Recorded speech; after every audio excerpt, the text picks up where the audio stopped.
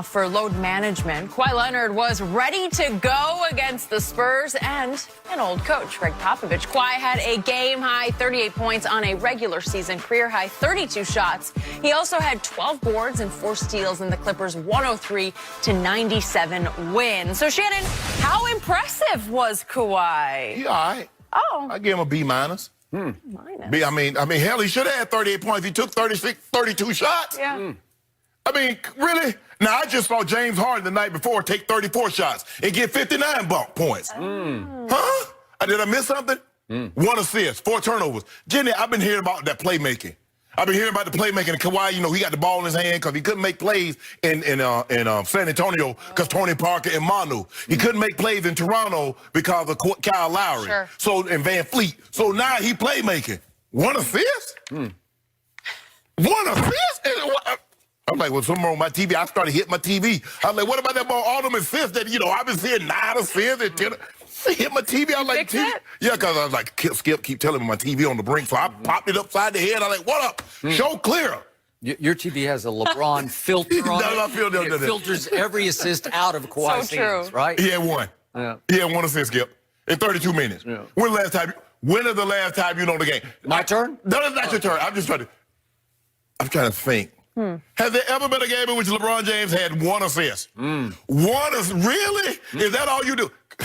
Skip, you ought to be ashamed of yourself. That's the most shots he's attempted in the regular season. Now, remember, Jenny, last year in Game 7, he took 39 shots. And Skip called it the luckiest. He took all the shots. He was unclutched. But now he got his shoes on. But we're going to talk about that a little later. 1 for 9. Things have changed. Yeah. Things have changed. 1 for 9. 1 for 9, Skip, in the second quarter. Yeah. You proud of that? 16 shots. That's what he took in the first. Wait, 5 or 16. turn? No, it's not your turn. Who are you asking? I'm asking you. You want Jenny to respond? I mean, 5 or 16. That's good. You proud of that? That's clutch. Are you asking me questions? Yeah, I'm Very just asking you. confusing. Hypothetically. And hell, he should have played well. He had the night off. Nobody has still got back to me. I need somebody to get back to me in some platform. Facebook, IG, or Twitter.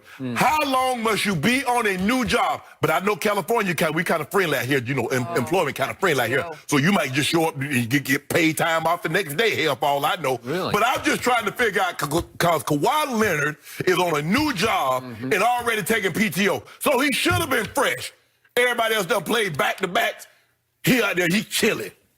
Got a game off already. You ought to be ashamed of yourself, Skip Bayless, and you support that. My guy is 17 years deep, running hard, doing all. He looks like he's 17 years deep to me. There you go. Yeah. There you go. But anyway, I gave him a B minus. That's the best I can give him on all them shots he took. Really? Yes. So before I start, would you allow me to practice saying Kawhi Leonard, because I announced on this show yesterday that he has finally won me back over, in large part by the way he did LeBron back in July. Oh, so that's bamboozled him. Kawhi Leonard took his talents to the south side of L.A., basically. He took it to the Clippers side, right? Yeah. Oh, and now it's Kawhi. He wanted to play for our basement team. Yeah, the Lakers on the top floor, the Clippers in the basement. So I will no longer refer to Kawhi Leonard as number 2 on this show. But I will use a term that you often reserve on this show for LeBron James or sometimes Aaron Rodgers. Don't say it. You better not say it. Better not start with a V. Last night was a virtuoso performance by Kawhi Leonard. No, it wasn't. It was the V word. He put the V word on that game last night. No, he didn't, Skip. It's been a long time since I've seen anything quite like this. What you mean? This was against his original team, the San Antonio Spurs, and I will say that the Spurs will wind up being a top 5 defensive team this year. I think they already are, but they'll slowly come together. And it's hard to score against the Spurs, which is why that game was relatively low scoring. Okay. So it kind of hung in the balance, and then all of a sudden it was time for the fourth quarter. And guess what happened?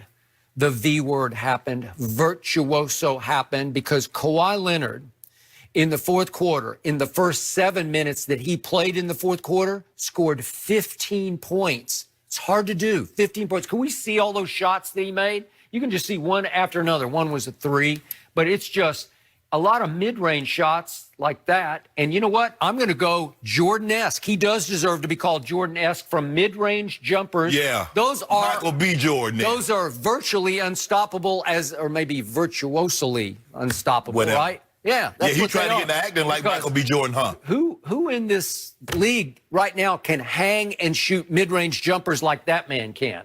Woo, they just keep on coming. How can you stop that? So my Spurs ran like 4 or 5 different guys at him.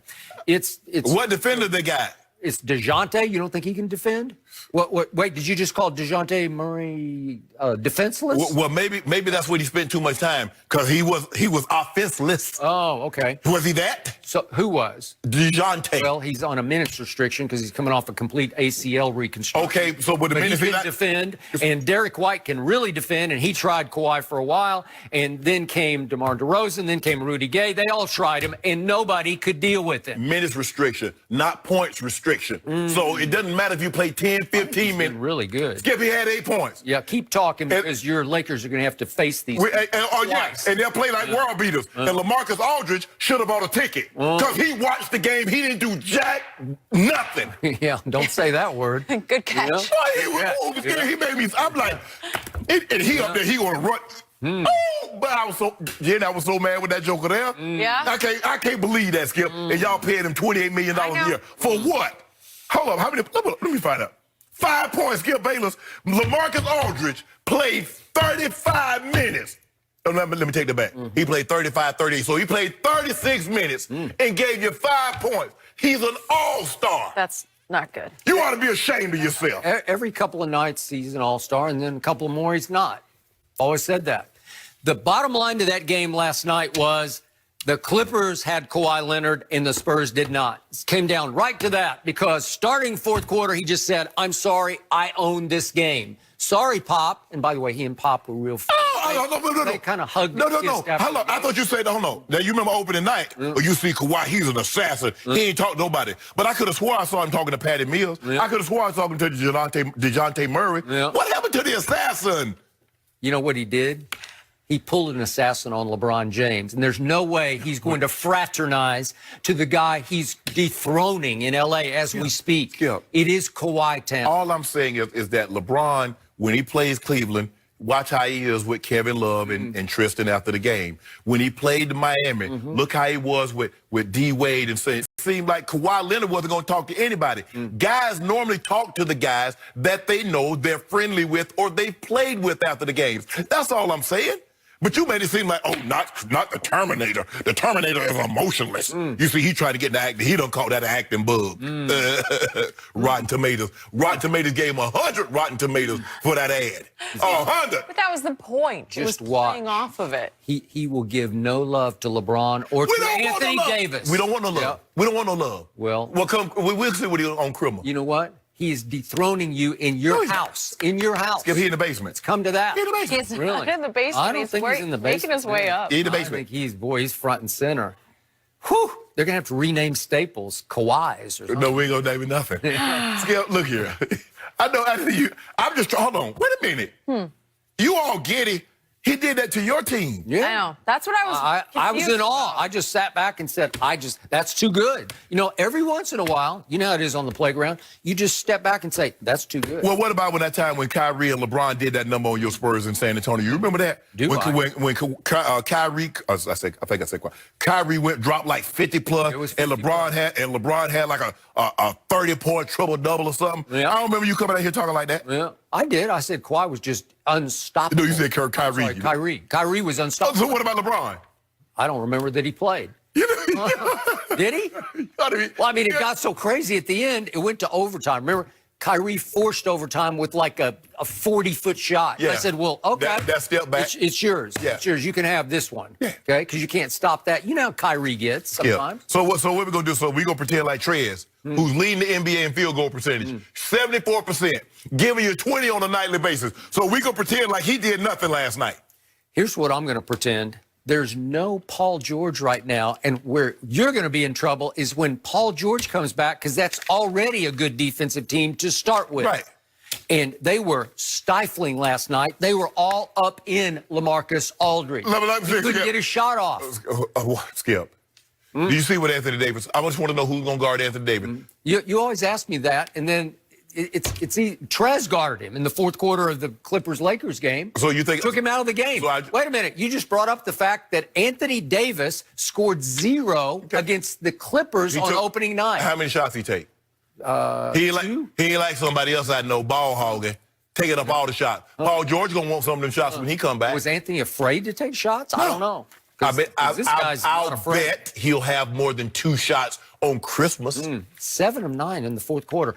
And guess what? They needed all 7 of those shots in a row because they were in the process of going 5 for 26 from 3 were the Clippers. 5 of 26, and they won a game. How many games do you win going 5 for 26 from the three-point line? Not that many. If you don't mind me asking, was Kawhi guarding DeRozan?